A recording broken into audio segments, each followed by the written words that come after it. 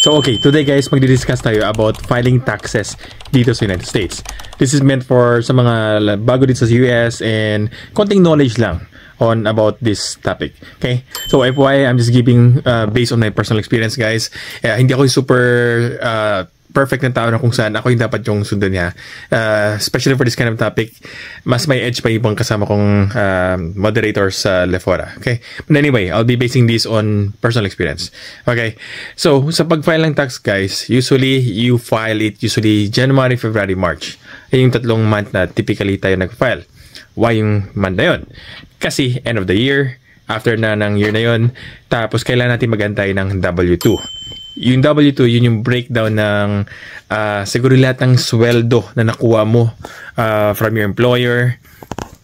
Andun yung bawas yung sa taxes nyo, andun yung bawas sa retirement plans, yung bawas doon. So, buong breakdown na yun. Doon mo makita yung magkano na sweldo mo for that particular year minus yung gross at saka yung total guys, parang ganun. Okay, so kailangan mo antayin yun. And normally, based on experience February sila nag-send. So, February, March, typically tayo mag-file ng taxes. Tapos, if may mga sideline ka guys, anything na nakuha nyo more than $600, kailangan meron kayong tax return document galing sa kanila. Okay, so anything above 600. There are a lot of ways guys kung paano mag-file ng taxes. Okay? So, yung pinaka-common is mag-apply ka dun sa mga like taxing companies. Example na lang yung pinaka-common na like TurboTax, Jackson and Hewitt ba yung pronounce nun? H&R Block, and a lot more. Maraming guys. Okay? So, yung pinaka-common. You can do it either online or like personal sa mga offices nila. And aside from those, yung popular talaga, may mga maliliit pa dyan na kung saan pwede ka mag-file ng taxes. Okay, so may mga local shops dun, local stores na gumagawa ng ganun. And yun yung ginawa ko before. I billed through a local company back dun sa Eastern Kentucky.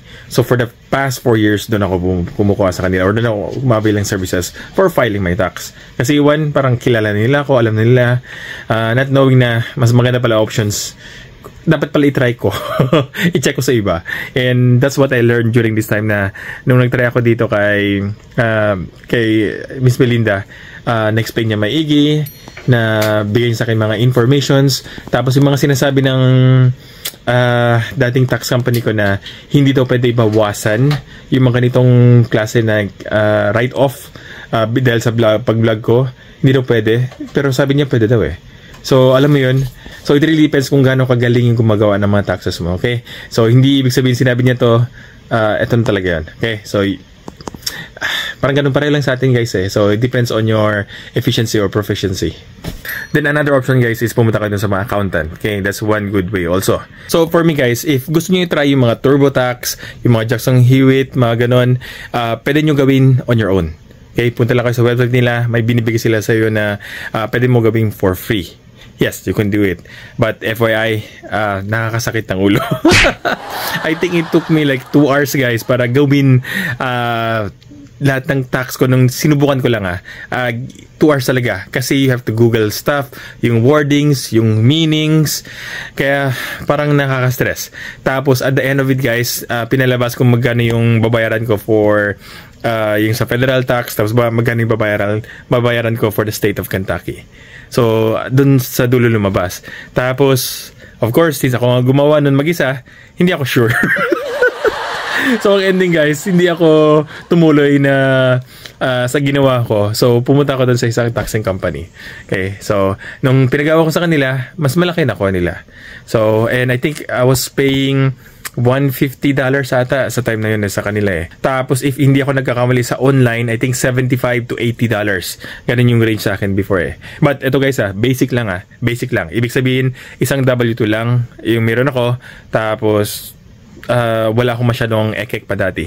Wala pang vlogging, wala pang ano. So, yun. So, ano ba yung mga requirements guys for filing taxes to the United States? So, like I said, W2. Okay, so kailangan yun pinaka-main. Tapos kailangan nyo dali yung social security number nyo or yung social security card para ipakita sa kanila. Some of them will require yung physical copy mismo. Tapos either credit card or yung blank check. Okay, so depende kung sino na nagre-request na like sa taxing company.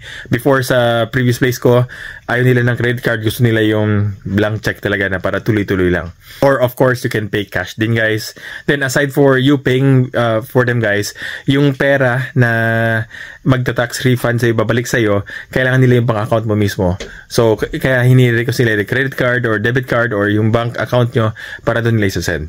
Okay, so that's basically how it works. So, marireceive nyo normally, I think after a month or 2. Ganun eh. Really depends. And like for us, sa amin naman, hindi naman kami nag-aantay ng pera guys eh. So, okay naman kami sa sweldo. So, yung money na yun, pag dumating. So, masaya kami. And at that time, I think nung una talaga, check at dumating, pero yung money na yun, diretso na sa account namin. So, parang ganun. But that was before. Okay, that was 5 years ago. Hindi ko alam kung paano na ngayon. And for the last 2 years guys, parang wala na akong na-receive ng check eh. Parang diretso na lang doon sa kanila sa account. Hindi ko alam kung nare-receive ba nila mail or hindi nila na-forward sa akin. Kasi nga nag-travel nurse ako for the last 3 to 4 years guys. Diba? So hindi ko alam kung hindi namin ma-receive yung letter na yon. If bago kayo dito guys, most likely like isang trabaho lang kayo meron, W2. So yung mga write-off, wala masyado kayong makuwang write-off eh. Marami things na parang nabago before na write-off yung mga damit, yung mga ginagamit na stethoscope, mga ganun, tinanggal daw before. So sa time ko, ever since dumating dito, wala nang ganun. Tapos sabi nila yung sa first time homeowner guys, yung binabayaran nyo dun sa bahay, dapat malaki din yung kukuha sa tax return during sa year na yun. Tinanggal din daw last sa time ni Biden. So, ang daming changes sa taxes. Okay, so nag-iiba talaga yung practices. Tapos, ito guys, may pakita ko sa inyo tax bracket. So, makita nyo dito yung tax rate, 10%, 12%, 22%, 24%, 32%, 35%, 37%. Okay? Tapos, kung mag-file kayo guys, example, single kayo, of course, single lang i-file nyo. Pero kung married kayo, you have options guys. Either to file married filing jointly, or married filing separately. Tapos meron pa isang bracket guys na hindi ako ganun kapamilyar. Head of household. So this is just for married couples guys. Example guys, yung sweldo nyo for this particular entire 2024 is nasa like $100,000. Okay, so if 100,000 guys, ibig sabihin mag-fall under kayo dito sa 22% under sa single. Kasi single na for that bracket is 47,000 plus to 100,000 plus. Okay? So dito tayo mag-fall under 22%. Tapos like sa amin ni Mrs. guys, sa time na to, example, si Mrs. din nag-work, ako nag-work. So kabuuan sa amin dalawa guys is kung ano lang na income ko. So, ganun. Pero yung binabawas na yung sa tax, yung tax deduction guys, for the both of us. So, I think it's like 22,000 plus ata yung tax deduction sa amin kung married eh. Sa year na to guys, like sinabi ko sa inyo, we sacrifice everything guys for the sake of having a family, having a baby. So, pinastop namin si Mrs. magtrabaho talaga. Kaya, nag-isip dyan, mayaman ako. Hindi guys. Purito kami ngayon, okay? Kaya walang sustento yung mga kamag-anak ko sa Pilipinas. Wala masyado, I mean. So, we really have to focus on building a family of our own muna bago yung ibang tao. Okay? So, but like a year before guys, malaki yung tax namin kasi dalawa kami nag-work and both kami travel nurses. So, I think at that time, nasa around 24% tax bracket kami. So, malaki yung kaltas. Pero malaki naman ipon namin doon. So, take note sa bracketing na to guys ha. So, hindi ibig sabihin na like example, $203,000 yun na ipon nyo for that particular year. Hindi ibig sabihin 24% yung tax rate mo sa lahat. Hindi ganun. By bracketing to guys. So, example, under pa rin yan 10, 12, 22, 24%. So, nag-apply sa yun apat na tax rate na yan. So, yung income nyo guys from 0 to 23,200, yan ay babawasan lang tatax ng 10%. Tapos, yun naman sa 23,201 to 94,300 mababawasan 12%. Tapos next naman guys, yung from 94 to 201 is babawasan 22%. Tapos yung remaining naman lagpas doon is from 200 to 383%, yun ang maging 24%. So ano may mga factors guys na mag-affect doon sa tax return nyo? Yung tax return kasi based doon sa kinakaltas sa'yo. Okay? And take note sa mga non-taxable things. Example na lang, if meron kayong sa retirement plan, ganun. So, like, binabawasan 10% sa sweldo mo na pupunta sa retirement. So, yung tax mo is babawasan lang, minus na yung sa retirement plan mo yun. Okay? Tapos, of course, yung insurance, pinabawas pa doon. Then, if may dependents kayo, guys, additional tax deduction din yan. I think, 2,000 ata per child if hindi ako nagkakamali eh. Tapos, eto guys, medyo unique na experience ko before. You have control guys, or yung HR nyo may control kung magkano yung binabawasan na nilalagay dun sa tax. Parang ganun eh. So, like before sa akin, yung tax na binabayad ko before is maliit lang guys, yung kinakaltasan ng tax, kaya malaki na kukuha ko. Pero, at the end of the year guys, ang ending is ako pa nag-owe. Ako pa nag-owe kasi nga, nag-accumulate, kulang. So, dapat pala pinakat ko yung rate na yon, yung percentage na yon, para mabawasan monthly. Parating sa dulo, hindi masakit sa akin na babayaran ko agad. I think I paid $2,000 last year. Parang gano'n. So, I should have contacted HR para iakat yung percentage na yun, pagbawas sa tax na yun, para wala akong maging malaking utang sa dulo. Sabi nga ni Miss Melinda is, the more you put dun sa tax na yun, in a way, it is better. Kasi, mababalik naman sa yun, guys, sa dulo eh. So, ganun. Thankfully lang dito sa current work ko, mataas yung percentage na nilagay agad doon. So, kaya, malaki rin tax return ko, guys. So, medyo swerte ako. Then, additional write-offs, guys. Example, maganda if may business kayo, guys. Any form of business na binabayaran kayo, tapos you can use those things as a write-off. Example lang, for someone sa case ko, nag-vlog po ako guys. So you can write off yung like binili ko for this particular vlogging, like yung bumili ako ng laptop guys kasi nahirapan ako sa cellphone. Tapos yung wifi, part ng wifi lang, part ng kuryente, part ng cellphone bill, mga ganon. So and mga gadgets na binibili ko. So you can file those for write-offs.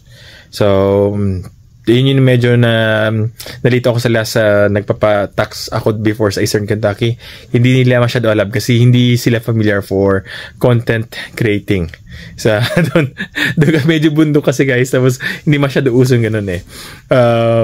One time nilabas ko ang GoPro ko guys walang ala idea yung may ibang tao kung ano yung GoPro na yun. Tinatanong ako, ano yan? What's that? Natakot sila guys. So, gano'n yun dun sa car dealership yun eh. Hindi ko talaga malimutan yun. So, anyway, in other words, bundok sila guys. So, hindi sila masyadong updated sa mga ganitong klaseng work or profession. Tapos, isa pang pwede i-write off guys. Example, yung mga nagbe-vlog kami habang nakabakasyon kami. So, you can write off part of that guys. So, kaya medyo mas umakat yung ano ko. Kasi may vlog ako na out of the country o out of dito Kentucky na gumagamit ka ng airplane, gumagamit ka ng hotel, mga ganon. Though hindi lahat guys, hindi lahat nila babawasan yun, partial lang. But, moving forward, i-take note namin yun. Para mas maximize namin next year. So, magkano ba binayad ko guys sa paggawa ng tax? Like I said before, like isa TurboTax kayo, nasa I think $80 kung kailan mag-file. Tapos, sa mga TurboTax mga ganun, kung gusto nyo mag-stick sa kanila, okay lang. Pwede kayo mag-avail ng higher rate kung saan magbabayad kayo additional. Example na lang, 125 binayad nyo, pwede kayong mag-consult sa kanila. Meron silang mga agent na online magtutulong sa iyo. Tapos sila suggest sa'yo mga ganun. Of course, with a higher price. Yun sa taxing company ko before, 115 bayad namin eh. Like I said, didn't really do a great job sa time na yun. Tapos nagkaroon kami ng issues kung saan andito na ako sa Louisville, nasa Eastern Kentucky pa sila. So sinesend ko yung mga documents nila via email. And doon ko na realize na may mga things pala na hindi nila na-receive during sa last year pag-file ko. So, it took some time for us to complete yung entire process na yon. Okay. So, dito naman guys, sa kanya, nung nagpagawa ko, ang binayad ko lang is $125. So, cheaper na. Tapos, mas maganda pa yung service. Honestly, compared sa binibigay sa kanila. FYI guys, hindi ako part ng WFG Na-post ko pala yung card not knowing na andun pala yun. So, I'm not affiliated. Hindi ako kumuha ng commission or anything like that, guys. So, I was just happy, like, kapwa Pilipino na gumagawa ng taxes and, you know, na I can feel it na sincere siya makatulong and all those things. So, I just wanna help other people by referring it to her. Kasi alam ko na maganda yung trabaho niya. Additional tips guys, kung gusto niyo na more information about like sa being financially more literate guys, I would suggest follow niyo po si Crazy Cooks or si Sir Paul. Sila yung mga galing dyan sa group namin sa Lefora. Please really follow them. I think they created a couple of videos sa Lefora about this type of discussion. Okay, so in more detail guys, go with them. Okay. Hopefully guys, ma-maximize nyo yung magawa nyo sa tax return.